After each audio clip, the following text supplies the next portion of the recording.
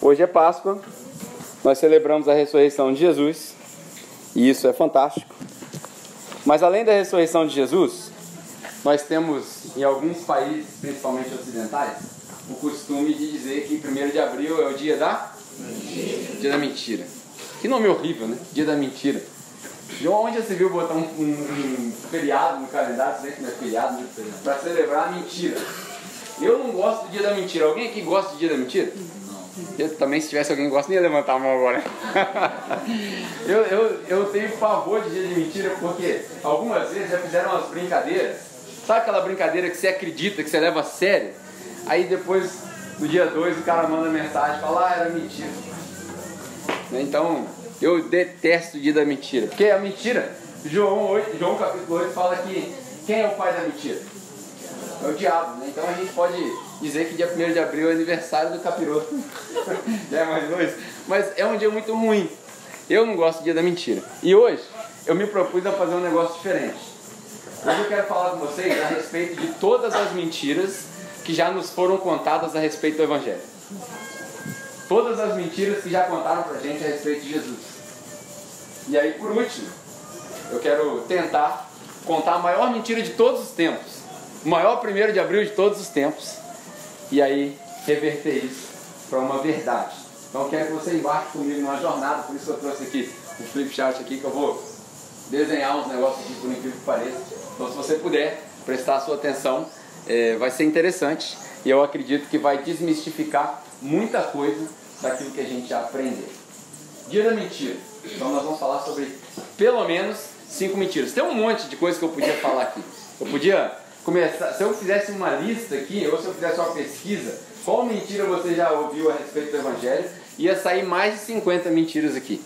Mas eu vou tentar me reter a 5 categorias. 5 categorias, e aí a gente vai falar um pouquinho das mentiras dentro de cada uma. Se você não estiver entendendo, segura comigo, porque no final você vai entender, beleza?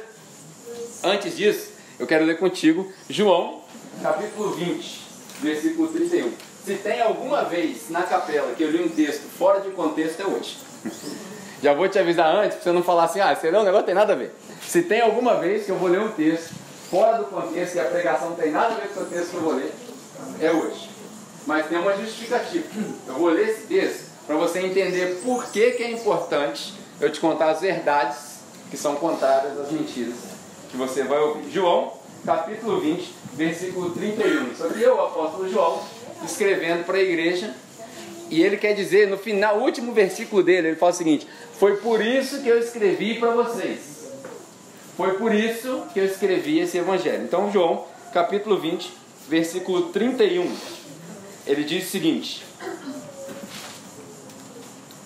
mas estes foram escritos para que vocês creiam que Jesus é o Cristo, o Filho de Deus, e crendo, tenham vida em seu nome.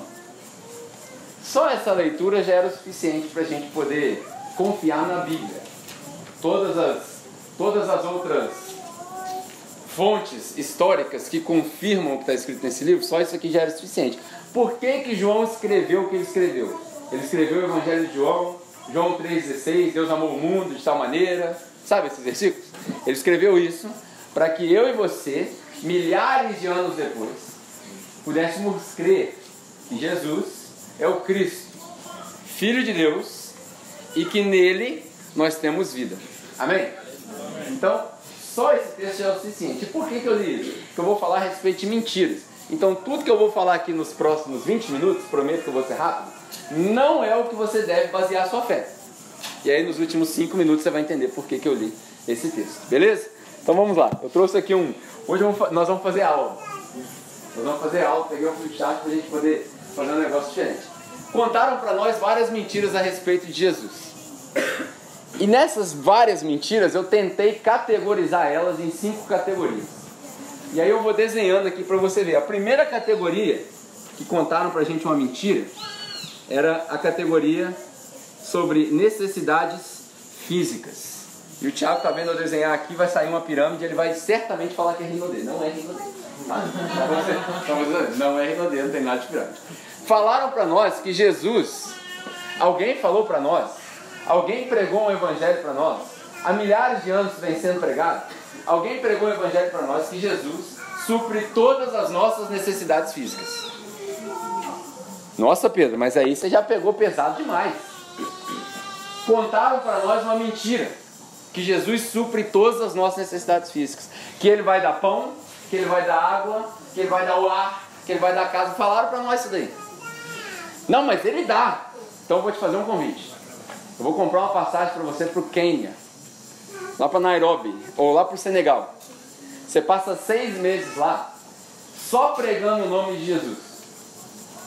E fala para mim se não teve nenhuma criança morrendo de fome. Criança crente.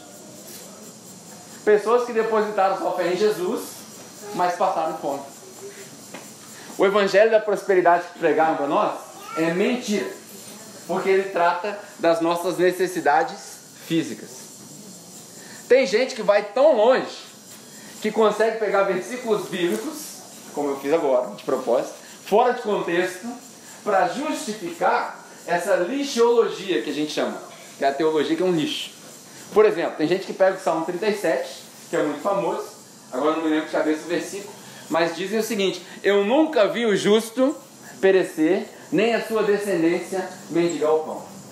E aí ele prega isso, tentando argumentar que você não pode passar necessidade, se você serve Jesus. Mas ele esquece que Salmos é um conjunto de músicas escritos em um contexto totalmente diferente. Quem escreveu os Salmos, principalmente o Salmo 37, foi o rei Davi. E no tempo de vida dele, ele fala: eu já fui velho, eu já fui novo, e nesse meu tempo, enquanto rei, eu não vi o justo perecer. Ou seja, ele estava fazendo uma batalha, uma luta pela justiça, tentando clamar pela justiça de Deus e tentando defender a ideia de que aquele que é justo não deveria sofrer injustiça. Mas se você for um pouquinho mais a fundo e ler o restante dos Salmos, você vai ver Davi com medo, você vai ver Davi correndo, você vai ver Davi temendo a morte. Como que pode ser? Ele nunca viu o justo morrer, agora ele está com medo de morrer. Ou seja, contexto é tudo. A gente precisa aprender contexto. Falaram para nós que Jesus supre todas as nossas necessidades físicas. Isso é mentira. Uma mentira do evangelho. Depois, falaram para nós que Jesus, ele supre todas as nossas necessidades do que a gente chama de segurança. Se você estuda psicologia, você já entendeu onde eu estou indo com isso daqui. Se você não estuda psicologia, você vai receber uma aula hoje de história, antropologia e por aí vai. Falaram para nós que Jesus cuida das nossas necessidades de segurança. Ou seja, se você crê em Jesus, você nunca vai passar risco. Você pode ir lá para a favela da Maré, lá na Nova Holanda, você pode entrar sem identificação, fecha o vidro e não vai acontecer nada. Mentira. O próprio Jesus, quando foi testado, falou assim: não deverá tentar o seu Deus. Pula daí, que ele vai mandar os anjos segurar você. Não é assim não. A gente precisa entender que pregaram para nós mentiras e a gente só vai descobrir as verdades se a gente mergulhar na palavra. Se a gente for para casa acreditando na verdade absoluta do pregador, a gente vai continuar sendo enganado. É por isso que eu digo e repito e tripito aqui várias vezes: não confie no que eu estou falando para você. Vá para casa, abra sua Bíblia e tire suas próprias conclusões. Pregaram para nós que Jesus supre todas as nossas necessidades de segurança. E aí eu anotei algumas coisas aqui. Por exemplo, você vai ter segurança no trabalho, você vai ter segurança na saúde, você vai ter segurança no seu casamento, você vai ter segurança financeira. Quem aqui nunca ouviu falar, quando alguém da família estava doente, fala assim: você não teve fé o suficiente, por isso ele não foi curado. Alguém aqui já ouviu isso? Uma grande mentira. Uma grande balela. Chega a ser até frustrante. Outros, por exemplo, dizem que se você crê em Jesus, você nunca vai passar por uma crise financeira. Porque se você for fiel a Deus, Ele é fiel a você. E aí a gente condiciona a fidelidade de Deus, que é imutável, que o caráter dele é incorruptível. A gente condiciona a fidelidade dele à nossa fidelidade. Ou seja, se eu for fiel, o mérito é todo meu, aí Deus vai ser fiel comigo. Mas se eu escorregar, aí Deus tem todo o direito de me sacanear. Mas é ou não é verdade? Eu deixei de dar o dízimo, então eu perdi o emprego. Então Deus te sacaneou. É uma grande mentira. Segurança, essa segurança que a gente tanto prega, que a gente tanto pregou durante milhares de anos, e eu não estou querendo acusar ninguém, isso aí está embutido no nosso sangue, nas campanhas, nas barganhas, nos subterfúgios, nos apelos que a gente faz, isso aí está tudo embutido. Falaram para nós que Jesus supre todas as nossas necessidades de segurança. E isso também é uma mentira. Aí, falando dos textos fora de contexto, talvez você já deve ter ouvido isso alguma vez. O pregador chega aqui na frente e fala: 1000 cairão à tua direita, 10.000 à sua esquerda. E não faz a menor noção do que ele está falando. E aí você sai de lá super motivado, estilo Tony Robbins. Agora eu vou conquistar o mundo. Mas não faz a menor ideia do que foi pregado para você. Não sabe que Davi estava falando de uma questão de guerra. Ele não sabe que Davi, enquanto escrevia os salmos que ele escrevia, ele pensava que mas eu somos maioria. E é verdade. Tantos contos históricos que a gente tem do povo de Israel, que diante de uma multidão de inimigos, foram confundidos por Deus com barulhos e por aí vai. Mas tudo isso era para o contexto dele. Pode acontecer hoje? Claro. De maneira nenhuma eu vou desmentir a Bíblia para você. Não é isso que eu estou querendo dizer. Mas o que eu estou tentando te mostrar é que pregaram para nós essas duas mentiras. Que Jesus supre todas as nossas necessidades físicas. E que Jesus supre todas as nossas necessidades de segurança. Não fosse suficiente, pregaram para nós. Está todo mundo acompanhando? Está tranquilo? Está dando para ver? Estou falando besteira? Pregaram para nós que Jesus supre todas as nossas necessidades sociais.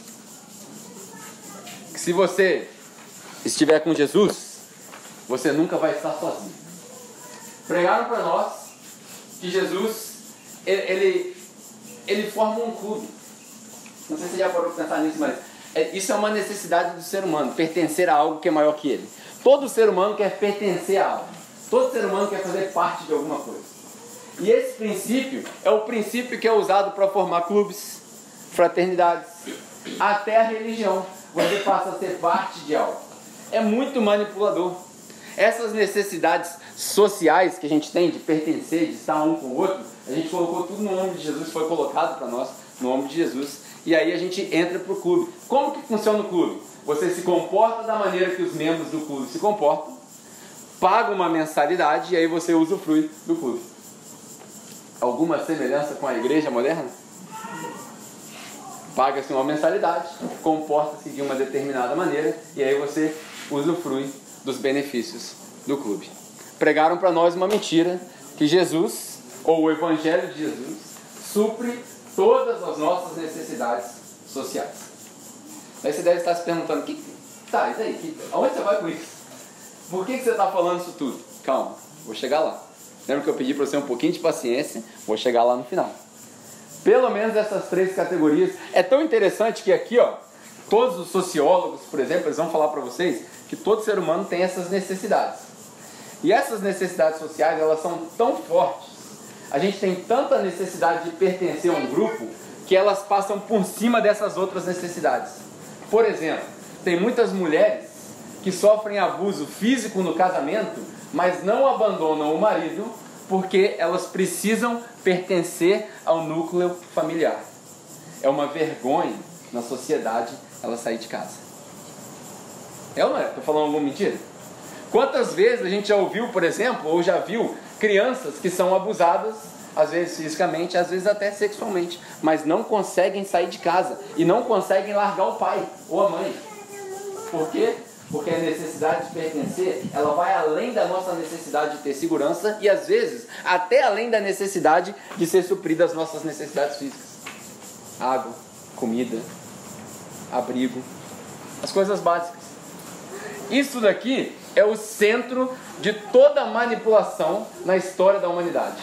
As nossas necessidades sociais.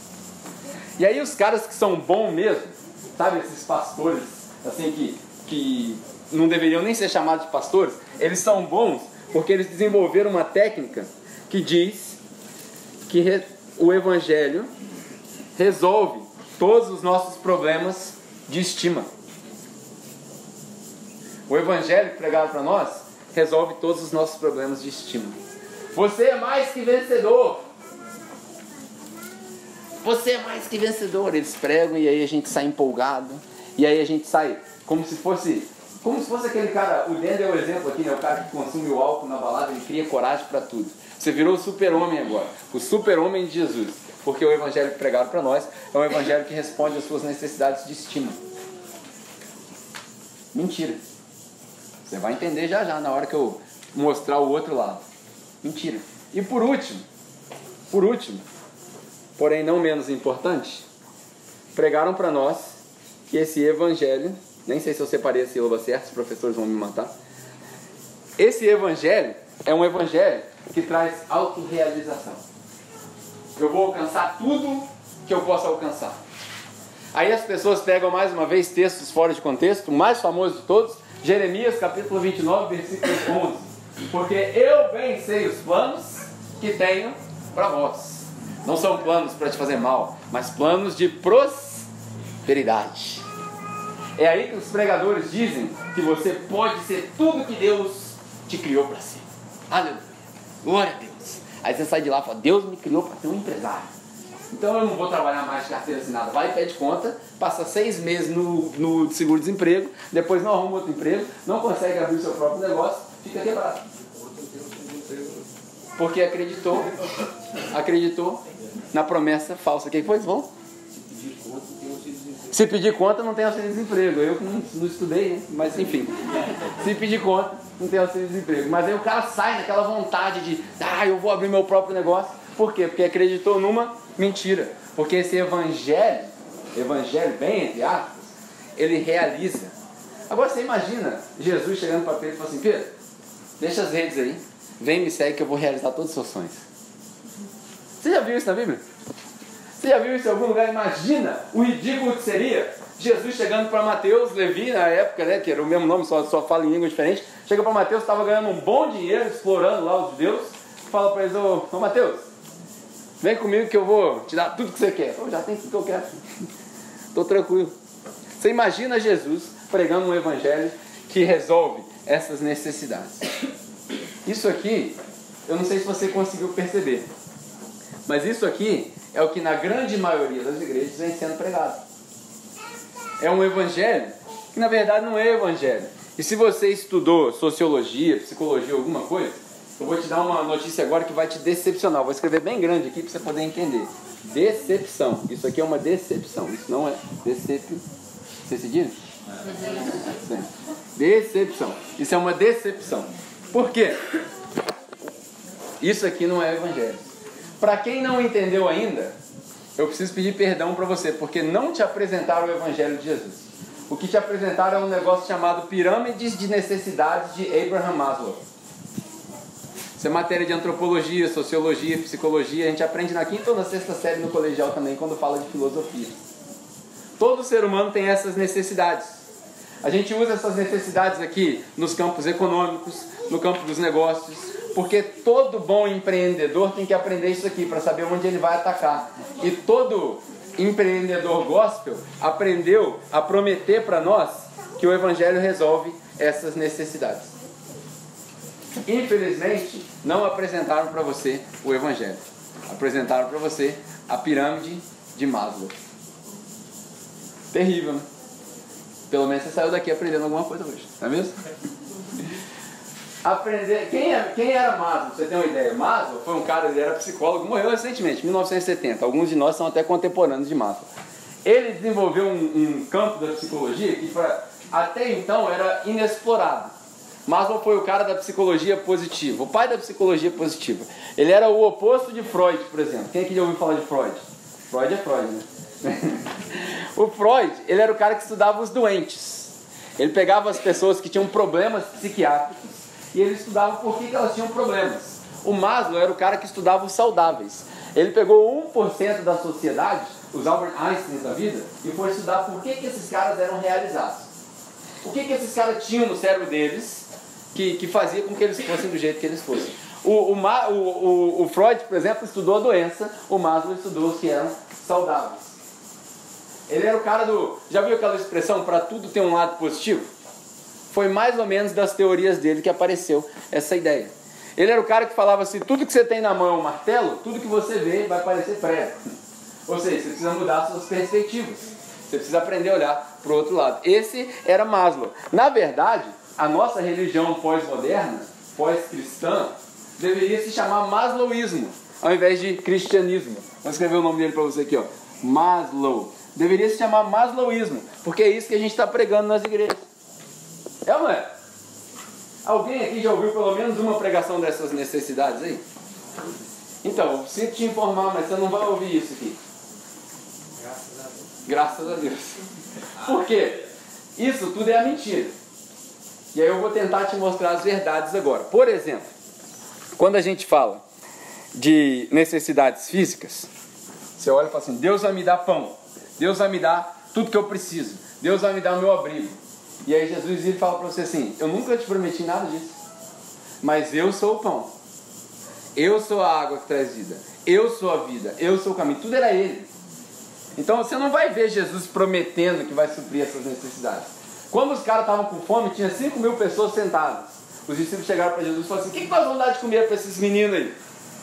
Olha o que Jesus fala, sei lá, se vira aí com o que vocês têm. Parece que não, porque às vezes a gente lê a Bíblia com essa linguagem tão tradicional, a gente não percebe. Mas foi exatamente o que Jesus falou. Vê o que vocês têm na mão aí, vocês dão para ele, hein? Aí como eles não tinham nada, eles chegaram para Jesus e falaram assim, mas eu não tenho o que fazer, Jesus. Aí Jesus providencia o milagre da divisão. Outra coisa para a gente aprender. O milagre da divisão. Por quê? Porque Deus só vai multiplicar aquilo que você estiver disposto a dividir. Ah, eu vou multiplicar, como o Michelin falou aqui, né? Gente que quer fazer estoque de maná. Deus vai multiplicar a minha, como é que chama aquele negócio que a gente põe as comidas dentro? Minha dispensa. Não, Deus não vai multiplicar a sua dispensa. O capitalismo talvez vá. Talvez o seu sucesso no seu trabalho, você ganha muito dinheiro, você pode comprar mais do que você precisa. Mas Deus não está preocupado em multiplicar a sua dispensa. Deus está preocupado em dividir a sua dispensa. Você tem tanto que aí você vai tirando, sobra só o que você precisa e dá para os outros o resto. É isso que Ele está preocupado. Deus não está preocupado em te dar 5 casas. Ele está preocupado em pegar o que você tem e falar, você mora aqui, se precisar você abriga alguém, se você quiser um confortinho melhor, um pouquinho melhor também, você trabalha, você faz seu dinheiro, não adianta orar para eu te dar uma casa melhor que eu não vou te dar, você faz o seu dinheiro, e aí as outras casas que você tem, você vende, dá para os pobres, dá para os irmãos, põe para o lugar, você faz alguma coisa, mas não é para encher. Por quê? Porque Jesus nunca prometeu isso. Jesus prometeu o contrário. Jesus também nunca prometeu segurança. Nunca. Ele até falou que estaria conosco até o fim dos dias. Mas isso não quer dizer que você não vai sofrer perseguição. Muito pelo contrário. Jesus prometeu para nós, a única promessa que Ele fez, é que nós seríamos perseguidos. Ele falou, eu vou enviar vocês como ovelhas no meio de lobos. É perigo constante. Eu vou enviar vocês para frente de reis e governadores. No mundo vocês terão aflições, mas tem de bom ânimo, porque eu estarei lá. Os apóstolos, no princípio da igreja, eles foram crucificados, decapitados, perseguidos, chicoteados, e nenhum deles reclamou. Todos eles saíam da prisão, Pedro saiu da prisão glorificando. Quando Pedro foi liberto pelo Sinédrio, ele foi espancado. Você imagina o cara espancado, não é bêbado não, espancado, todo roxo, todo sangrando. Chega no meio da igreja, fala, igreja, glória a Deus, porque eu sou digno de apanhar pelo Evangelho. Esse é o Evangelho. Porque Jesus nunca prometeu segurança. Muito pelo contrário. Ele prometeu que nós seríamos todos crucificados. Na verdade, o lado positivo da Escritura, Paulo fala, nós somos co-herdeiros com Cristo. Aí o pessoal esquece a parte B do versículo. Desde que nós soframos com Ele. É difícil, né? Infelizmente o Evangelho não atrai ninguém. Não é atrativo. O Evangelho repele muita gente. O Evangelho de verdade. Por isso que é muito difícil você ver uma igreja bombando de gente, com muita gente pregando o Evangelho. É mais fácil pregar isso aqui, ó, porque isso aqui é bom. Rapaz, vou dar meu dízimo, eu sou fiel, Deus é fiel. Isso aqui é bom. Mas o Evangelho de verdade assusta as pessoas. E é de propósito mesmo. Jesus falava para os discípulos, bem-aventurados são vocês, porque para vocês foi dado o privilégio de entender. Para os outros, eu prego é para confundir eles mesmo, que eu tenho que afastar eles. Porque eles não foram escolhidos pelo meu Pai. Porque todo aquele que meu Pai mandar para mim, eu pego. E eu também não deixo embora. Mas quem não for para mim, também não vem. Então as pessoas não vêm para o Evangelho por causa dos subterfúgios. Elas vêm para o masloísmo. Mas para o cristianismo, não. Para o masloísmo, a gente usa a isca. Para o cristianismo, a gente usa a cruz. Pegou a ideia? Continuando, Jesus também nunca prometeu que nós não estaríamos a sós. Ele prometeu que ia estar conosco, mas ele nunca prometeu, por exemplo, que você não vai ter depressão. Tem gente que fala assim, um absurdo crente com depressão. Se eu pedir para levantar a mão aqui, pelo menos a metade de nós já passou por depressão. E os que não passaram, vão passar. Nossa, você está pregando um negócio muito negativo. Não, estou pregando você o cristianismo. Quem não passou, vai passar. Por quê? Porque é a doença do século. As circunstâncias que a gente vive. O estresse, a falta de tempo para meditar, para orar, para focar nas coisas importantes. O materialismo, a busca pela felicidade ao invés da busca pela justiça. Porque a busca pela felicidade é um caminho sem volta. Você vai atrás da felicidade e a felicidade vai te decepcionar. Porque a gente baseia a nossa felicidade na posse de bens materiais e por aí vai. É o mundo que a gente vive. Jesus nunca prometeu isso. Na verdade, a gente pode ir tão longe em dizer que Jesus ficou deprimido. Nossa, mas você está conjecturando. É uma conjectura. Mas pensa comigo. Pendurado na cruz, o que Jesus falou quando ele estava pendurado na cruz? Ele gritou lá em aramaico, Eloi, Eloi, lama sabachthani. Que quer dizer o quê? Meu Deus, Deus meu, por que me abandonaste? O Filho de Deus, o Deus encarnado, ele tinha toda a natureza do Deus vivo. Pregado na cruz, ele fala, por que você me abandonou? Eu orei, eu pedi, Pai, se for possível, passa de mim esse cálice. Eu não queria isso. Jesus não queria ser crucificado não, gente. Ele pediu para Deus, e na concepção dele, pelo menos naquele momento, ninguém sabe o mistério, ele se sentiu abandonado. Imagina a decepção de Jesus quando ele chega para os discípulos e fala assim, ora comigo, vigia comigo, porque minha hora está próxima. Daí Jesus vai orar, e aí diz a palavra que ele vai orar, e ele conversa com Deus, ele chora sangue. Quando ele volta, os discípulos, tudo bundão, estão fazendo o quê? Dormindo. Pô, imagina Jesus chegando e falar, pô, estou de sacanagem, mano. Pô, falei de vocês orar aqui 1 hora só, vocês não conseguiram orar 1 hora, mano. Ó, vou te dar outra chance. Ora mais um pouquinho que eu vou falar com o pai de novo, ó. Aí vai. Provavelmente, aí agora eu estou conjecturando, Jesus fala assim, ô pai, dá um jeito nesses meninos que eu vou largar ele, como é que eles vão fazer? Aí ele volta, eles estão dormindo de novo. Aí ele fala, tá não, chega, tá não, vambora. Jesus deve ter se decepcionado com os discípulos. Jesus chegou para Pedro certa vez e falou assim, Pedro, bem-aventurado és tu, Pedro, porque não foi o homem que te revelou quem eu sou, mas foi o Pai. E sobre essa revelação aí, ó, você vai ser o cara, você vai liderar a igreja, você vai começar essa instituição que eu tanto planejei desde o princípio dos tempos. Aí Pedro se enche, né? Uau, você é o cara. Logo depois, Pedro decepciona Jesus, e Jesus vira e fala para ele assim, você é o capeta, rapaz, não é possível, você não entende. Passa mais um tempo, todo mundo abandona, sobra só Pedro lá na fogueira. Aí a menina vira e fala para ele assim, você não é aquele cara que estava com Jesus? Eu não, nem conheço Jesus. Aí o símbolo, né, o galo canta, e aí Pedro se decepciona. Aí Pedro fica deprimido, depressão. Ele estava lá, ó, recluso. Aí Jesus ressuscita, vai falar com Pedro. Aí chega para Pedro, pertinho dele. Imagino que os judeus, né, com o costume de dar um beijo e tal, dá um abraço a Pedro. Fala, Pedro, você me ama, Pedro? Eu amo. Você me ama, Pedro? Você me ama mesmo? Então apacenta as minhas ovelhas. 3 vezes ele fala isso. E aí Pedro entende o que Jesus quis dizer.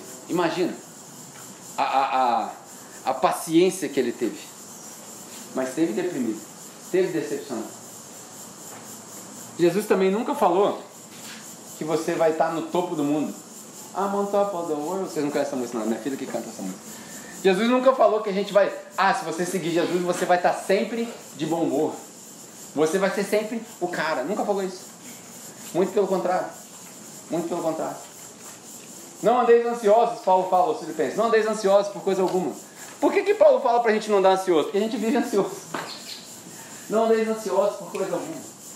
Mas em tudo, através de quê? De súplicas e orações, fazei conhecidos os seus pedidos para Deus. Olha que interessante, Paulo já sabia. E vou deixar essa daqui por último, autorrealização.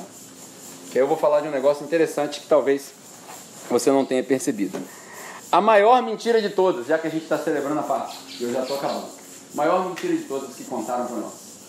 e que talvez a gente acredite até hoje. Os judeus acreditam nessa mentira até hoje. Está em Mateus capítulo 28, do versículo 11 até o versículo 15. Se você quiser ler em casa, você pode ler. E a transliteração dessa passagem, eu não vou ler ela inteira, Mateus 28, versículo 11 ao versículo 15. Diz que os fariseus e os mestres da lei se reuniram para saber o que aconteceu com o corpo de Jesus. Daí eles chegam para os guardas e falam assim, vamos fazer o seguinte, diga que vocês foram pagos, digam que os discípulos vieram aqui e roubaram o corpo de Jesus, e ninguém sabe o que aconteceu, porque quando eles chegaram para conferir estava tudo trancado, e aí conta essa história, e diz que os fariseus, os mestres, deram uma soma, uma quantia de dinheiro alta para os guardas, ou seja, eles foram subornados.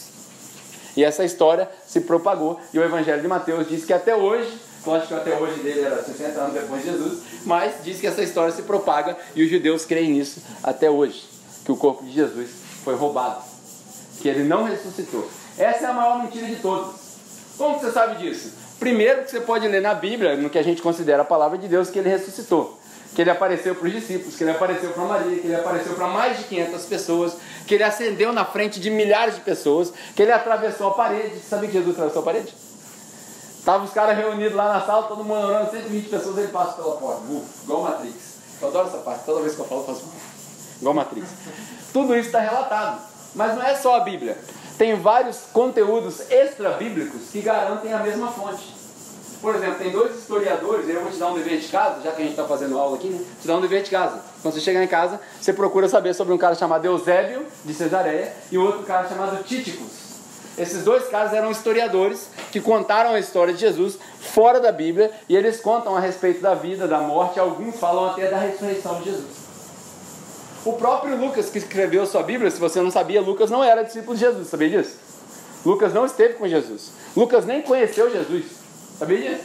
Tem dois livros do cara na Bíblia e ele nem era discípulo de Jesus, olha que louco. Ele escreveu porque ele foi pago para escrever, para fazer uma pesquisa. E ele deu uma volta lá em Jerusalém, na Judéia, naquela região que Jesus andou, e ele entrevistou várias pessoas. Ele pegou uma cola de um outro material que chama fonte Q, você pode procurar isso em casa também, Q, a letra Q. E ele colou um monte de coisa, a historinha dele é corte e colagem. Ele não era discípulo de Jesus. E aí depois a história dele ficou tão boa que no meio do caminho ele encontrou com um cara chamado Paulo. E Paulo estava viajando, Volta Redonda, Barra Mansa, Resende, pregando, plantando igreja, fazendo discípulo. E ele fala, pô, esse cara é muito louco, conta essa história pra mim, Paulo. Paulo fala pra ele, ó, certa vez eu estava caminhando, estava indo caçar os cristãos, ouvi uma voz do céu, fiquei cego. Ficou todo mundo cego. E eu ouvi essa voz, os caras não ouviam, só eu que ouvia, e era a voz falando comigo, Saulo, por que você me persegue, meu filho? Quem é você, Senhor? Ele já se prostrou, sou eu, sou Jesus. Aí ele se converte, e aí ao invés de perseguir os cristãos, ele vai fazer mais cristãos, vai fazer mais discípulos, vai pregar o evangelho. Aí Lucas se encontra com ele no meio do caminho e fala, vou escrever essa história. E aí aparece um cara e fala assim, ô Lucas, escreve pra mim essa história, porque eu preciso saber quem é esse cara, eu preciso saber quem são os discípulos. Aí ele começa a escrever o livro que a gente chama o livro de Atos. Você não sabia disso, isso é lição de história. O livro de Atos é um livro totalmente histórico. Quando você começa o livro de Atos, logo no primeiro versículo, você vai ver data, você vai ver local, e aí você pode pegar todos os livros da história antiga, você vai ver a mesma data, o mesmo local, os mesmos governadores. Para que serve isso? Para garantir a veracidade desse livro que você tem na sua mão, e tantos morreram para que ele fosse impresso e você tivesse liberdade de ler. E aí a gente tem 5 em casa, pegamos poeira. É mole? A gente deveria ler mais. Então, tudo isso garante a maior mentira que contaram para nós, Jesus não ressuscitou. Por que eu estou falando tudo isso?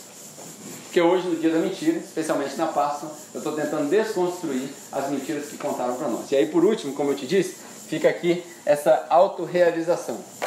Para Maslow, a saúde mental de qualquer pessoa estava aqui, ó. Só que para chegar na autorrealização, eu tenho que suprir as minhas necessidades físicas, minhas necessidades de segurança, sociais, de estima, e aí eu sou autorrealizado. É uma pirâmide. Ele descobriu que é meio egoísta também isso daqui, é meio individualista, porque é só mim, o mundo gira ao meu redor, e eu tenho que suprir essas necessidades. É por isso que a gente fala que não tem como pregar o evangelho para quem está de barriga vazia, por exemplo. Todos esses ditados que a gente inventou são baseados nessa pirâmide. Não tem como pregar o evangelho para quem está de barriga vazia. Claro que tem, Jesus pregou o evangelho até para o demoniado, gente. Estava preso na corrente, você acha que o cara estava comendo o quê? Pedra? Tem como pregar o evangelho. Eu estava ouvindo os rapazes conversando ali no começo do culto e a gente falando sobre o testemunho e tal. Olha que interessante. A convicção vem pela pregação, mas o convencimento vem pelo seu testemunho. A convicção do pecado vem pela pregação do Evangelho. Por isso que Paulo falou, não me envergonhe do Evangelho, porque é o poder de Deus para a salvação de todo aquele que crê. Romanos 1, capítulo 1, versículo 16. Então, ninguém se converte pelo seu testemunho, esquece isso. Esse negócio de ser bonzinho, esquece isso. Porque ninguém se converte pelo seu testemunho. Você pode dar testemunho. Se você nunca falar de Jesus, não tem conversão. Você precisa falar. O Evangelho precisa ser pregado. A convicção vem pela pregação. Mas o convencimento, a base, o não atrapalhar, vem pelo seu testemunho. Porque também não adianta nada você pregar e viver uma vida hipócrita. Então, isso é uma dica interessante. Essa autorrealização só acontece quando está tudo preenchido. Se você não preencher essas camadas, não tem essa autorrealização. Só que, vou terminar com isso daqui. O próprio Abraham Maslow, ele descobriu um erro na fórmula dele. Quando ele estava estudando, chegou no final da vida dele, mais ou menos 1965, 66, se eu não me engano, ele descobriu um erro. Para ele, faltava um pedaço aqui, ó. Seria a sexta necessidade aqui. Esse pedaço aqui, que engloba tudo isso aqui, ó. Ele virou e falou assim, essa fórmula está faltando um pedaço. Essa fórmula não está completa, porque isso aí é muito egocêntrico. E aí ele descobriu um negócio que para nós era para ser óbvio para todo mundo, mas ele descobriu e ele, infelizmente, ele não conseguiu escrever nenhum livro. Muito tempo depois teve um cara que escreveu um livro com os trabalhos não publicados de Abraham Maslow, e aí nesse livro você encontra isso, chama Os Trabalhos Não Publicados de Abraham Maslow, é exatamente isso. E aí esse cara, Edward Hoffman, se eu não me engano, eu cacei o livro dele lá para eu ler, ele fala sobre essa confusão que Maslow teve na cabeça. Ele falou assim, está faltando um negócio. E ele chamou isso de autotranscendência. O que é transcendência? É quando eu passo do meu limite para o outro. Quando aquilo que eu criei, aquilo que eu contribuí, aquilo que eu dei para a sociedade, fica depois de mim. Eu morri e ele fica para a eternidade. Por isso que as pessoas dizem que o fulano de tal vive na vida dos outros. Já diz o ditado, a herança é o que a gente deixa para os outros. E legado é aquilo que a gente deixa nos outros. E aí você vai vivendo através da vida dos outros. Maslow descobriu que estava faltando um negócio que chamava a autotranscendência. E para eu e você, cristão, se a gente tivesse a oportunidade de conversar com Maslow, a gente ia virar para ele e falar assim, filho, se você tivesse me falado isso antes, eu já tinha te contado. Eu já sei como é que faz para transcender. Eu sei como é que faz para viver além do meu tempo. É uma palavra só, uma atitude só.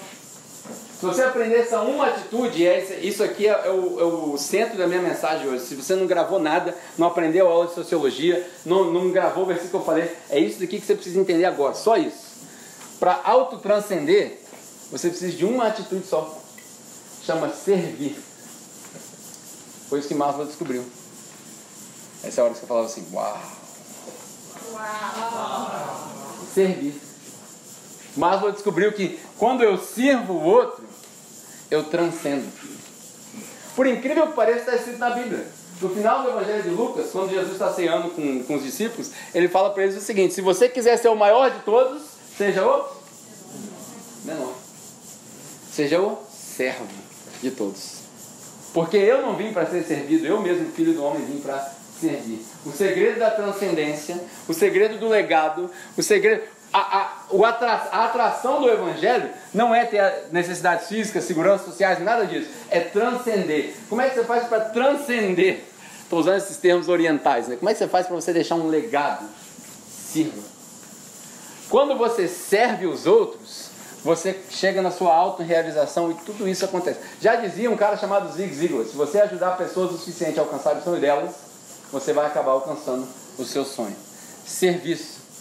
Foi a recomendação de Jesus e a recomendação que eu dou para você. No dia que nós entendemos que a minha necessidade física, o meu suprimento físico está no suprimento da Sara, no dia que eu entender que a minha necessidade social está na felicidade da Lohane, no dia que eu entender que a minha autoestima está baseada no fato do fulano de tal não ter depressão, no meu serviço, no escutar, no emprestar o ombro, no chorar com a pessoa, no dia que eu descobrir que a minha autorrealização, ela não é egocêntrica, e eu fico feliz quando o Tiago está bem sucedido, aí eu transcendo. Esse é o serviço de Jesus. Porque Jesus sofreu na cruz, como a gente falou aqui, para que eu e você tivéssemos vida. E aí eu vou voltar no texto que eu li no começo, para vocês entenderem por que eu falei isso tudo.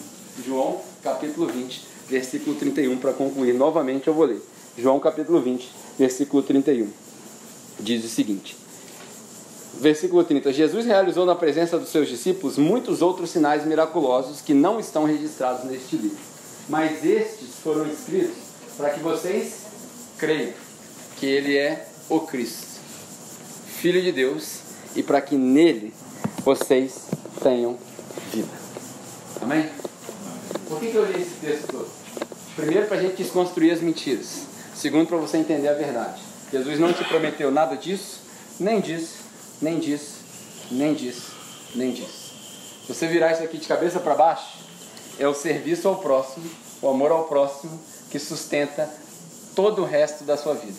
E você só vai ser uma pessoa realizada quando você abrir mão de você mesmo e servir ao próximo.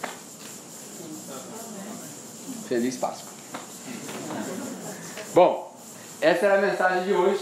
Eu não tenho nenhum segredo para te dar, não tem por que te dar segredo. O que eu preciso é que você entenda que quando você voltar para casa, se você servir ao próximo, você vai descobrir a sua auto-realização. Se você quiser ficar de pé, nós vamos orar.